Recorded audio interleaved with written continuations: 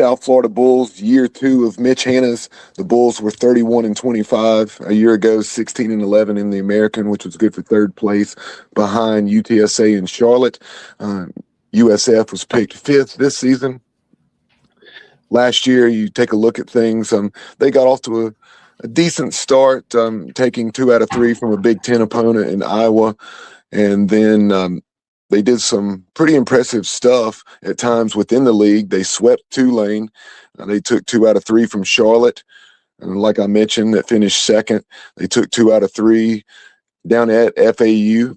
And they took 2 or 3 from the Pirates. But then they had dropped 2 out of 3 to Rice, which hurt them, not allowing them to edge out Charlotte for that second place spot. But before I dive into the roster, taking a look at their schedule for this year, they start things off with a Big Ten opponent once again. Illinois goes to Tampa. And then after a couple of midweek games against North Dakota State, they have a series against Georgia Southern that's always strong out of the Sun Belt, that's hosted regionals on multiple occasions here in the last several years. And then they have the war on I-4, if you will, the baseball version against UCF, this time in Orlando, that following weekend. And then other non-conference series include Southern and Columbia. Taking a look at their league schedule, something that really jumped out to me, guys, is USF's going to have to really, really play well at home. They're going to have to find a way to steal some on the road. And yeah, that's always the case, but even more so in this scenario. And listen to this and you'll understand why I say that. Their road series within the American, at Charlotte, at UTSA, at ECU, and at Tulane. How's that for a challenge? Yeah, I saw that too. Tough. But kind of going back to the numbers and the roster side of things, last year the Bulls hit 273. And then they pitched it at just a little over a 5.3 ERA. They did lose their top arms. Corey Braun, Austin Newton, and Bryce Archie were all 3 drafted. Braun, of course, was their ace, logging 97 innings and registering 97 Ks in those innings. A 3.71 ERA, and he went in the 8th round to the A's. And then you also had, as I mentioned, Austin Newton and Bryce Archie that went in the 10th and 14th rounds, respectively, to the Rockies and the Reds. And they also lost another quality arm that had significant production for them, and that was Jack Nedreau, just to graduation. So kind of taking a look at what they return on the mound, you have Nolan Bernard. He appeared in 16 games a year ago, starting just one of those, 22 innings of work. Opponents were able to muster just a 235 average against them. You have Jorge De Cardenas. He had come over from Indiana State, I believe, with Coach Mitch Hannah's. And last year, just one moment, I think I misspoke on De Cardenas, but De Cardenas 49 2/3 innings, so he was significantly used, and 50 strikeouts. Opponents hit 263 against him. Landon York, 23 appearances, 3 of those starts, 34 2/3, 31 strikeouts. Opponents hit just 228. And then James Hill appeared in 12 games, 4 of those starts, 23 2/3 innings, 19 strikeouts to 14 free passes. So the big deal with York and Hill is just how they're going to be able to progress, it seems, as far as their command. If they were around the plate, they were good. And but last year, unfortunately for the Bulls, that was too frequently not the case. But they did see significant innings. So there you have 4 guys that threw 22 innings or more a season ago. This year they brought in several JUCO arms that they're going to be relying heavily on. They also have Caden Smith, a Florida native, coming over from TCU. He had 14 appearances in 2025 for the Horned Frogs.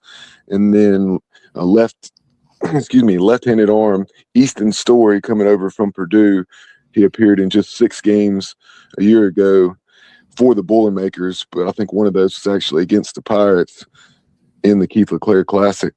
And then a familiar name for East Carolina fans is right-handed pitcher Ethan Sutton, coming over from UGA.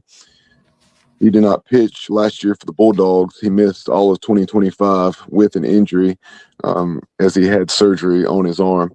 But there you have a look at the pitching side of things. Positionally, goner guys like Marcus Brodell, 330. Of course, Carlos Jacome is now an East Carolina Pirate, 309. Sebastian Greco, 281. He's a guy that started 46 games a year ago. And again, those are 3 key pieces that have exited the program. Returning are guys like Matt Rose. He started 39 games a year ago, just 5'6", 175 pounds, but produced a 322 batting average. And Ryan Pruitt started all 56 in 2025, hit 281 with 5 home runs, 41 driven in, and 11 doubles. Rafael Betancourt started 45 a season ago, hit 263, and did some nice things. Lance Triple. He had entered the program in years past from Florida State. He hit about 250 with 6 bombs and drove in more than 30. Bradkey Laurie, a Tennessee transfer prior to last season, did some nice things, but needs to produce with more consistency. And this is the name that I was thinking of earlier that had come over from Indiana State that had played sparingly, and that is Victor Cartagena. He had just 3 ABs a season ago, but we'll see if Victor can make a jump in 2025. And then lastly, amongst those returners, Carter Murphy. Carter Murphy started half the games. He hit just shy of 300 with a couple of bombs, and he also was an Indiana State transfer. Now, as far as what the Bulls were able to add from the transfer portal, Joey Branchevsky coming over from Indiana after spending 3 years in Bloomington, during which he became a second-team All-Big Ten as a utility guy in 2024 when he started 42 games for the Hoosiers. Last year, he started 23 of the 38 games in which he played and hit just shy of 300 and drove in 25 for Indiana. Carson Cabbage, he's actually a North Carolina native from Huntersville. He's a catcher, and I found it interesting, a Walter State teammate of Jack Bogley, one of the newest East Carolina Pirates. You have Juan Correa coming over from App State, and Juan Correa is now on his 5th school.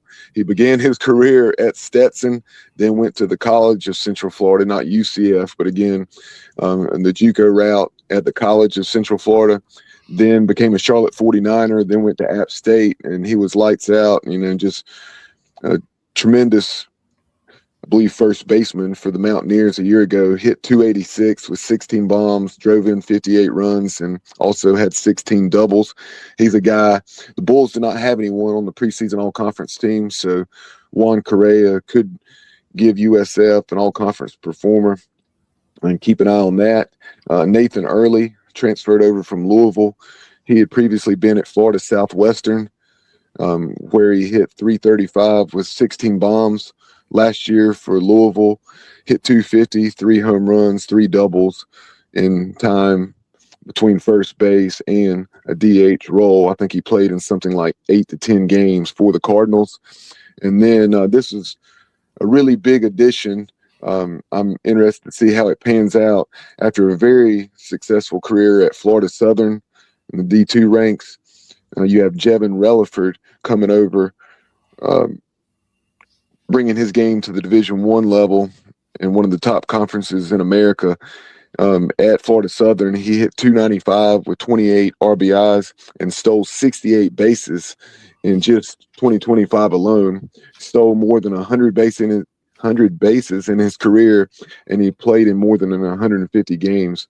So a seemingly big pickup there for the Bulls in their middle infield, and interested to see how Relaford does now at the Division I level.